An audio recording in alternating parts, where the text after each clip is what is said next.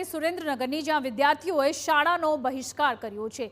આપને જણાવી દઈએ કે પાણશીના સરકારી માધ્યમિક શાળાની આ ઘટના છે। આચાર્યની બદલીની માંગ સાથે વિદ્યાર્થીઓનો વિરોધ સામે આવ્યો છે। આચાર્ય પર વિદ્યાર્થીઓ અને સાથે જ વાલીના ગંભીર આક્ષેપ ઉઠ્યા છે। વિદ્યાર્થીઓએ આચાર્ય ત્રાસ આપતા હોવાનો આક્ષેપ કર્યો છે। આ સાથે જ વસ્તી ગણતરીના કામો વિદ્યાર્થીઓને સોંપતા હોવાનો પણ દાવો થઈ રહ્યો છે। રજૂઆત બાદ પણ કાર્યવાહી ન થતા શાળાનો બહિષ્કાર કરાયો છે।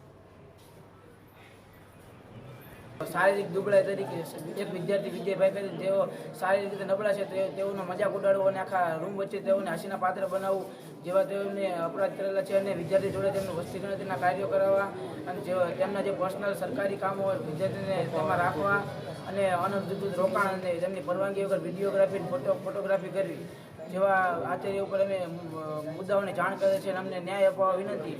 માનસિક ત્રાસ આપવામાં આવે છે। મારા એક છોકરાનો પ્રશ્ન નથી, બધા વિદ્યાર્થીઓનો પ્રશ્ન આચાર્ય સાહેબ માનસિક ત્રાસ આપે છે। તો બીજી તરફ વિદ્યાર્થીઓએ શાળાનો જ બહિષ્કાર કરી દેતા શિક્ષણ વિભાગ દોડતું થયું છે। આ અંગે જિલ્લા શિક્ષણ અધિકારીએ દાવો કર્યો છે કે વિદ્યાર્થીઓની ફરિયાદ અંગે અમે કમિટીની રચના કરી છે। તપાસ બાદ જે સત્ય સામે આવે તે બાદ નિયમ મુજબ કાર્યવાહી કરવામાં આવશે। શિક્ષકોની અંદરની કેટલીક માથાકૂટના કારણે વિદ્યાર્થીઓ સુધી ભૌતિક સુવિધાઓ પહોંચી શકી નથી અને વિદ્યાર્થીઓના જે અહેવાલો આવે છે એની તપાસ માટે એક સંપૂર્ણ કમિટીની રચના કરી છે, જેમાં EI વર્ગ 2 સાથે ADI અને એક મહિલા શિક્ષિકાનો સમાવેશ કરાયો છે।